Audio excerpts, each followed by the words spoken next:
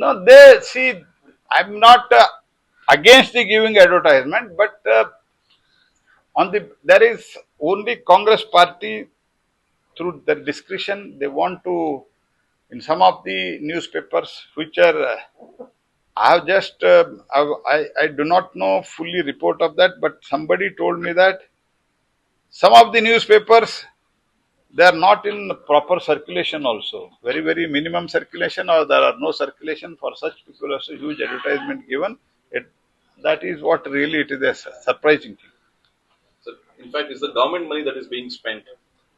Well, National Herald has had any circulation in Karnataka, no one reads it. Around 2 crore rupees has National been Herald. National Herald. So National Herald Karnataka government has paid National Herald. National Herald में jail में जाने के बाद भी इनको अभी तक इनको समझ नहीं आए हैं तो एक बार फिर इंक्वायरी रहता है तो जो भी दिया है वो भी जेल में जाएंगे अधिकारी भी थोड़ा सतर्क रहना चाहिए मैं इतना ही वार्निंग देना चाहता हूँ बाकी मैं डिटेल देख के आपके बात करता हूँ